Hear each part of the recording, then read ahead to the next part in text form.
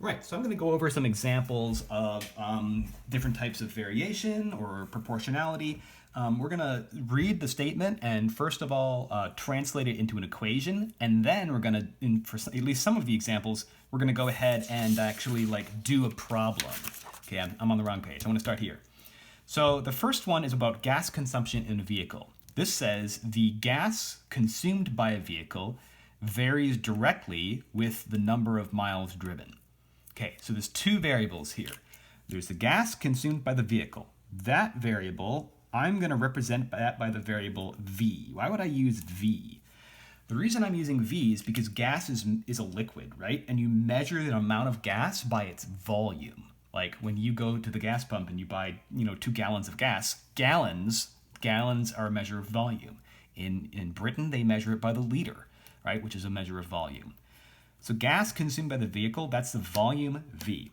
It's varying directly with the number of miles driven. Number of miles driven, that I'm going to represent by the letter D because I want it to be, that's a distance. So V is for volume, D is for distance. And then the equation is going to be exactly what this says. It's varying directly, so V equals K times D. That's our equation. Volume equals some constant multiple of distance. Okay, interesting. All right, so it says if driving 200 miles consumes 8 gallons of gas, how much gas do you need to drive 500 miles? Well, let's see. Driving 200 miles, this is a D value. This is D equals 200 miles. It says it consumes 8 gallons of gas. So that was volume equals 8 gallons. So from this, we can put in the 8 and the 200 for V and D in our equation. So our equation is going to become 8 gallons equals K times the D, which is 200 miles. So what we can do is take this. We've plugged in the volume. We've plugged in the miles. And now we should be able to solve for our constant K. So to do that, we just divide both sides of this equation by 200.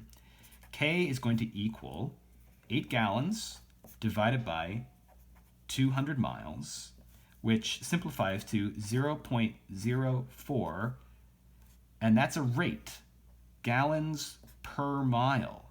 Okay, and I can tell it's gallons per mile because it was gallons in the numerator and miles in the denominator.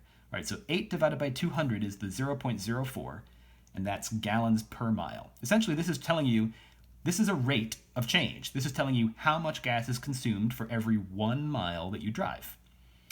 Now, I can use that information to answer the question, how much gas do you need to drive 500 miles? So this is another value of D. D equals 500 miles. So let's start over with the new version of the equation. I don't know the volume, but I do now know that the K value is 0.04 gallons per mile, and that is multiplied by a distance, which is 500 miles, right? So all I need to do to calculate the volume is multiply these two things together. 0.04 times 500 turns out to equal 20. You can check me on your calculator if you want. Then if you multiply the units together, miles are in the denominator and miles are in the numerator. Those are going to cancel out and give us gallons.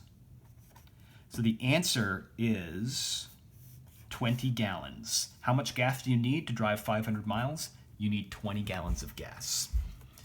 All right.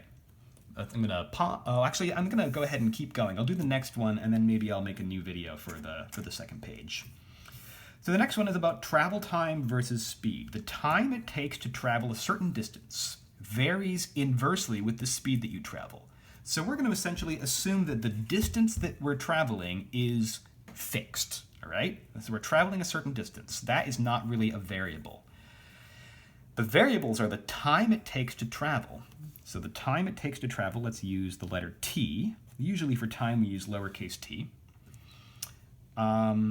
That varies inversely with the speed of the travel. On the speed of travel, for that I'm going to use the letter V. That is, so here we have T for time and V for velocity.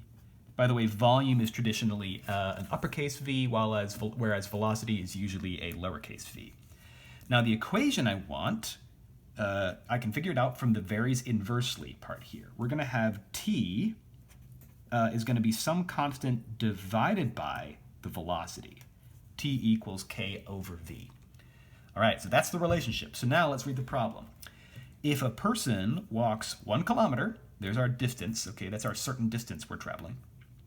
If a person walks 1 kilometer in 24 minutes, now the 24 minutes is the amount of time it takes, so that's t equals 24 minutes.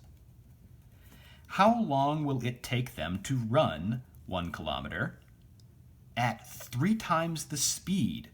Ooh, okay, so interesting. We're never told what the speed is originally. So this is a situation where we might not be able to actually calculate the value of the constant k, because we're not given enough information to do that, right?